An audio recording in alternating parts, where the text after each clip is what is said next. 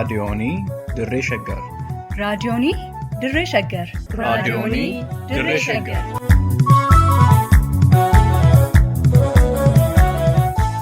Raadiyoonii Dirree Shaggari. Raadiyooniin Dirree Shaggar torbaan guutuu guyyoodhaan galgalatti sa'aatii tokkorraa eegalee hamma sa'aatii tokkoof walakkaatti dambalii gabaabaa meetir baandii 19 kiiloo heerzii 15,415 irratti qophii dabarsuu hamma jalqaba. Raadiyoonii Dirree Shaggar.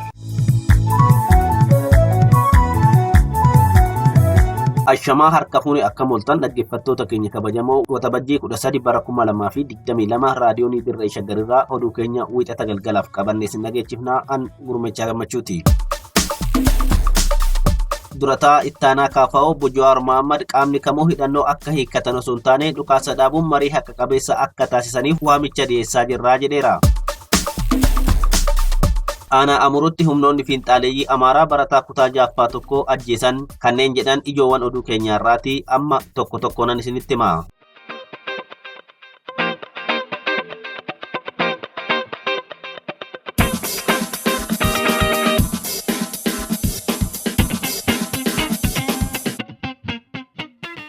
Itti aanaa durataa fi gaafatamaan hariiroo alaa KFO obbo Jawaar Mohammad turtii waggaa 2 mana hidhaa keessatti dabarsan booda hawaasa Oromoo biyyoota diyaaspooraa garaagaraa mariisisuuf daawwannaa galatoomaa torban darbaa jiru kana biyyoota Awurooppaa adda addaa keessatti taasisaa kan jiran yoo ta'u, qaamni kamuu hidhannoo akka hiikkatu osoo hin taane dhukaasa dhaabuun marii haqa qabeessa akka taasisaniif waamicha godhaa akka jiran marii hawaasa Oromoo biyya Noorwee magaalaa Oslootti gaggeessaa turan irratti waraanni bilisummaa Oromoo akka hiikkatuuf fedha qaban jechuun rogeeyyiin siyaasaa Oromoo fi waltajjii daawwannaa galatoomaa biyyoota Awurooppaa garaagaraa keessatti taasifamaa ture irratti hirmaatanis gaafii kaasaa kan turan yoo ta'u, obbo Jawaar garuu waraanni akka dhaabbatuuf malee waraanni bilisummaa Oromoo haa hiikkatu kan hin jenne ta'uu fi qaamoleen biyyattii keessatti hidhatanii wal lolaa jiran martuu lola dhaabanii mariidhaan rakkoo uumame furuun gama lamaaniifuu bu'a qabeessa ta'uuf ibsaniiru. Marii Noorwee magaalaa Oslootti godhame kanarratti hawaasni Oromoo waltajjii kanarratti hirmaate gaafii walabummaa Oromiyaa fi ilaalcha obbo Jawaar dhimmicha irratti qaban ifaa fi bilisaan gaafachaa kan turan yoo ta'u,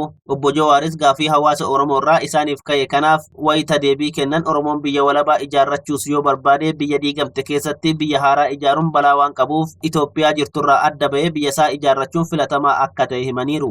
Uummanni Oromoo gaaffilee bu'uuraa sadiif sirnoota darbanii fi kanarra jiru irratti qabsoo hadhooftuu taasisaa jira kan jedhan obbo Jawaar Mohammad eenyummaa ofii kabachiisuu, abbaa biyyummaa fi mootummaa ofii filateen of bulchuudha erga jedhanii booda uummanni Oromoo hanga waggaa 27 darban alagaa jalatti dhume caalaa waggaa 4 darban keessatti dhumaatii guddaan irra ga'uu dubbataniiru. Liiban Jaarsotu qindeesse. Godina Horroo Guduruu Wallaggaa aanaa Amuruutti humnoonni fiinxaaleeyyii Amaaraa Faannoo jedhaman barataa kutaa 6ffaa baratu sababa Oromoo ta'eef qofaa ajjeesuun ibsame. Maddeen raadiyoonii Dirree Shaggar ajjeefamuu barataa kanaa quba qaban akka ibsanitti ol guddataa ilmaa maqaan sanyii Raffisaa jedhamuu fi umurii isaa waggaa 14 ta'e humnoonni fiinxaaleeyyii Amaaraa Faannoo jedhaman waxabajjii 9 bara 2022 ganda Makonnoo jedhamutti rasaasan ajjeesuu ibsaniiru. Micaan ol guddataan kun yakka qabaatee osoo hin taane sababa Oromoo ta'eef qofa rasaasa gara jabeeyyii garee fiinxaaleeyyii Amaaraatiin kichuutti cituu maddi raadiyoonii Dirree Shaggar himaniiru. Micaan ajjeefame kun kutaa 6ffaa akka baratu himanii humnoonni fiinxaaleeyyii Amaaraa uummata nagaa gooluuf ganda Makonnoo keessa deemaa turan micaa ol adeemaa kana karaa irratti arganii badii tokko malee itti dhukaasuun ajjeesanii akka bira darban dubbatan. Humnoonni fiinxaaleeyyii Amaaraa Faannoo meeshaa gurguddaadhaan uummata nagaa keessa deemaa turan uummata goolaa turuu isaaniitiin uummanni sodaatee karaarraa maquu himanii daa'ima dhimma siyaasaa homaatuun beekne kana daandii irratti argatanii naatoo malee ajjeesuu isaanii ragaa ba'an. Humnoonni fiinxaaleeyyii kunniin eeyyama caasaa mootummaa bilxiginnaa gubbaarraa hanga gadiitti jiruun itti yaadamee meeshaa gurguddaa hidhachiifamuun uummata Oromoo lafarraa fixaa akka jiranii fi qaama mootummaas ta'ee namni dhimma kana itti yaatan akka hin jirre eeran. Humnoonni fiinxaaleeyyii Amaaraa kunniin tarkaaffii fedhan uummata nagaa irratti fudhatanii ABO shanee irratti fudhanne jedhanii akka gabaasanii fi kanumaanis mootummaa biratti akka qabsaatti ilaalamu kan jedhan maddi keenya carraa kanatti fayyadamanii namoota sabboonummaa qaban akkasumas namoota boruuf sodaatanii fi haaloo irraa qaban ajjeesaa fi qeerraa buqqisaa akka jiran dubbatu. Dabalataanis carraa argatan kanaan manneen jiraattotaa gubaa fi qabeenya saamaa jiraachuu ibsanii humnoota fiinxaaleeyyii Amaaraa qofa osoo hin taane waraanni mootummaa bilxiginnaas sababa waraana bilisummaa Oromoo deeggartu jedhuun lubbuu namootaa galaafachaa fi qabeenya uummataa barbadeessaa fi haala nageenya uummataa yaaddoo guddaa keessa galchanii jiraachuu dubbataniiru. Kan gabaase Wabii Waaqoti. Oduu keenya ittaanuun Koongireesiin Federaalawaa Oromoo caasaalee isaa godinaalee deebisee ijaaruu jalqabe. Caasaalee isaa godinaalee dhiibbaa mootummaa aangorra jiru laaffatanii turan deebisanii ijaaraa jiraachuu Koongireesiin Federaalawaa Oromoo beeksise. Koongireesiin Federaalawaa Oromoo barreeffama marsariitii dhaabichaa irratti waxabajjii 11 bara 2022 barreesseen caasaalee isaa godinaalee dhiibbaa mootummaatiin waggoota lamaaf laafanii turan deebisee ijaaraa jiraachuu ibseera. Akka ibsa KFO kanaatti ijaarsa isaa kana waxabajjii 11 bara 2022 godina Arsii Bahaa magaalaa Asallaarraa kan jalqabe yoo ta'u, caasaalee dhaabichaa deebisanii ijaaruuf sadarkaa godinaaleetti gumiin gaggeeffamaa jiraachuu dhaabichi beeksiseera.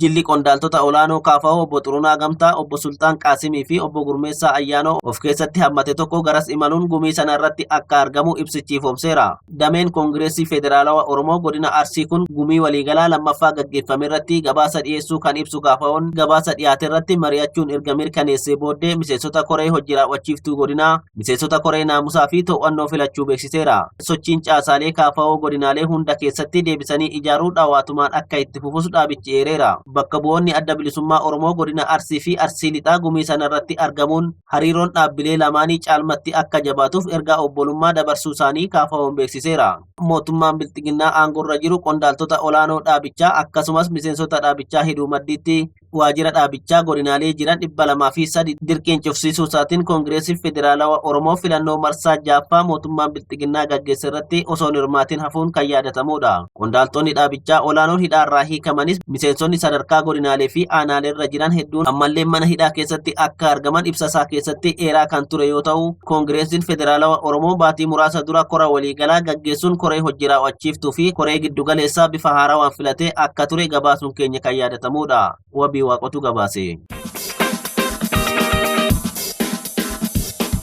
Oduu keenya xumuraatiin waraanni bilisummaa Oromoo zoonii kibba bahaatti loltoota mootummaa irratti injifannoo gonfachuu beeksiseera. Mootummaan bilxiginnaa sakatta'insa farra riphee lolaa jedhee labse milkaa'uu dhabuun kutaalee Oromiyaa garaagaraa keessatti tarkaanfii fudhachaa jiruun lammiilee nagaa 100,000 lakkaa'aman qe'ee fi qabeenya isaaniirraa buqqisuun 100 ammoo ajjeesaa kan ture yoo ta'u, tarkaanfii fudhatameen loltoota mootummaa irratti injifannoo gonfachuu waraanni bilisummaa Oromoo zoonii kibba bahaa beeksiseera.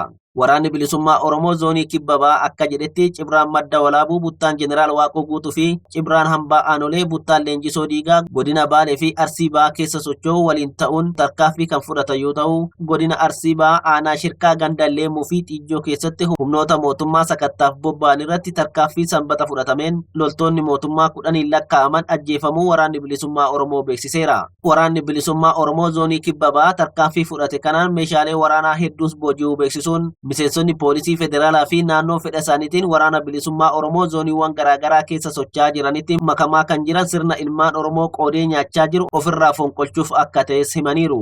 Daandii namarraatu qindeesse.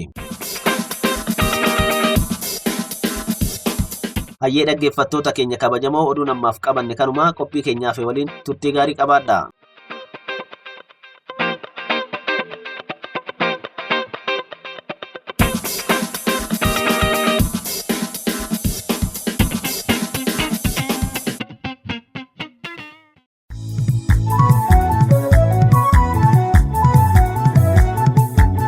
raadiyoonii Dirree Shaggar.